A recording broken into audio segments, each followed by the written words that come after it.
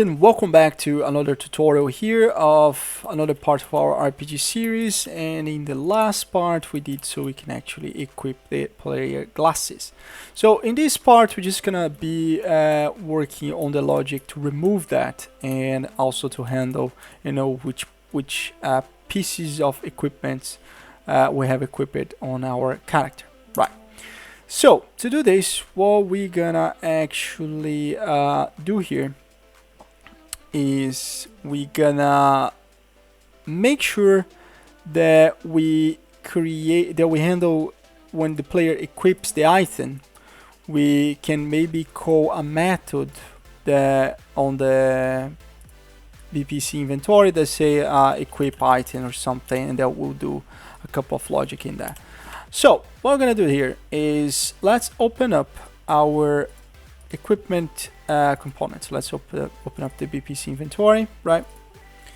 What I'm gonna do there is I'm gonna create in here where it says function manage, I'm gonna create another function and I'm gonna call equip item, and I'm gonna create and duplicate this, and I'm just gonna call an equip item, right? They can be inside the manage item, and all this thing is gonna do here is I'm just gonna basically what I'm gonna do here, I'm not gonna do anything too crazy. I'm just gonna basically say that the item at that specific key is equipped, right? So to do this, let's go browse to asset here, right? Sorry. Let's browse to the st variables there, right? Let's open up the item here. Let's open up the st items here, and let's add a new variable, and let's call this is equipped, right? And this is gonna be a boolean, and let's save this. And because we did this, we kind of have to just reset our engine. Make sure you don't save anything. There's nothing to save.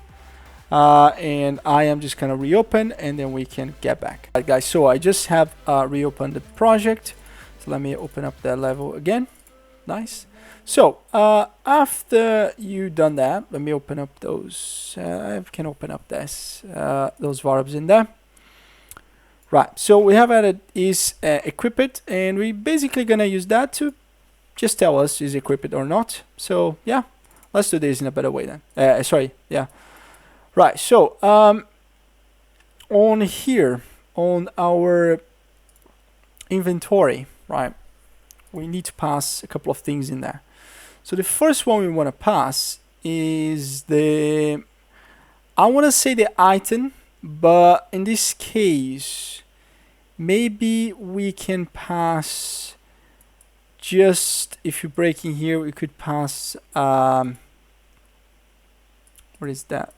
We can pass just maybe the inventory index, right? Because we already got this here. So what we're gonna do here is we're gonna add, and we're gonna get item index. This is gonna be an integer, and all we're gonna do here is gonna get the available items, we're gonna get the reference, and we're gonna set members, make sure is equipped, that we're gonna set to true, and that's all we're gonna do for the equip item. Now this is gonna return, right? And let's open up the unequip item. Let's make sure we do the same logic. This is going to be the item index. This is going to be item index. This is going to be false, and make sure we are returning that data. Return. Right. Compile and save. Now, what we want to do here is on the RPG demo controller there, right? What we're gonna do here is, because we are equipping the item, we just gonna get our inventory function. We're gonna call a method called equip item, and we got the index from here. So I'm just gonna get the inventory index, and we set this here. There's just one more thing, guys, that I forgot to do here. That because right now we're using the inventory index, we need to make sure that this is valid, yeah? And the way we do that is on here, on reload equipment inventory stuff.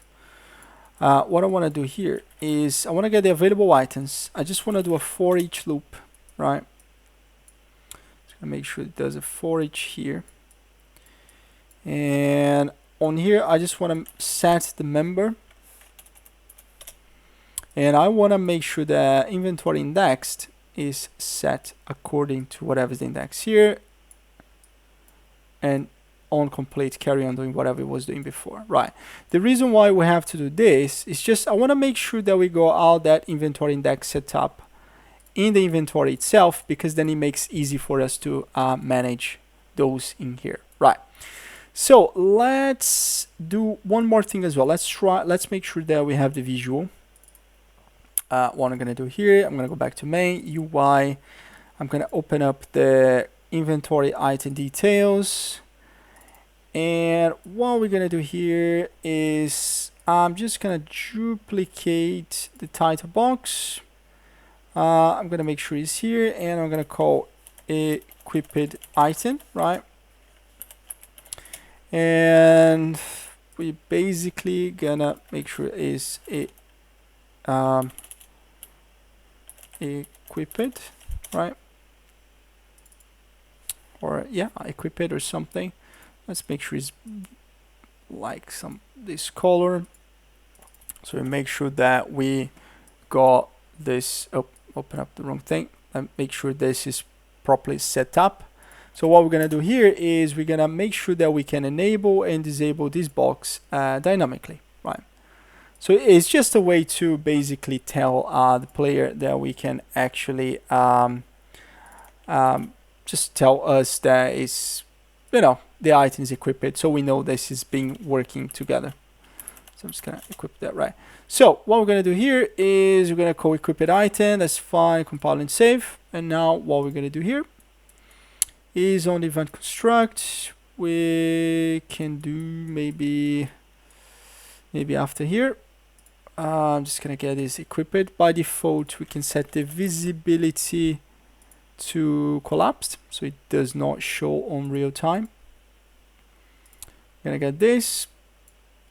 I'm gonna set visibility to visible only if the current item break ST members, only if this is equipped. So we're gonna just do a branch,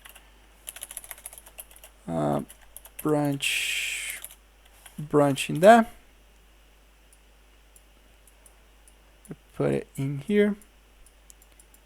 So it's gonna plug this here, and if it's true, does that. If it's false, doesn't do anything, because by default that is collapsed. So let's see if this, oh, got some arrows there. There you go. Let me just figure out. So those arrows, if you're getting those arrows again, is because if I do a refresh here, is it to do with that thing that I told you about when we add some new things on the widget table, the DT tables, it does those. For some reason, our engine does that bug. It's not really a bug, it's almost like you lost the reference or something. Right, so gonna go here, gonna use the item, and if I hover that, is not actually working. Let's check why this is not doing. So what we're gonna do here, let's just do a quick debug. So it's glasses is coming in here, so it's gonna come into equip glass, and let's see. So guys, so I was just doing some investigation, and our logic works fine. Is the only thing you have to edit in here is just this reload inventory widgets here, right? And also we need to add that when we unequip the item, which we're gonna do the logic in a minute, which is here, right? Nice, cool. So we're gonna compile and save, and then what we're gonna do here, if I press play here, I'm gonna go back here, We're gonna equip the item. Oh, that is a bug that we need to figure out. But let me just make sure that we can just make sure this is working fine. So the item is equipped. Now the item is there, equipped. And we can now do the logic to do the unequipped item thing, right? So one really quick thing that I want to do here is I'm going to close everything here. I'm going to go back to the context menu. I'm going to open up this here, right?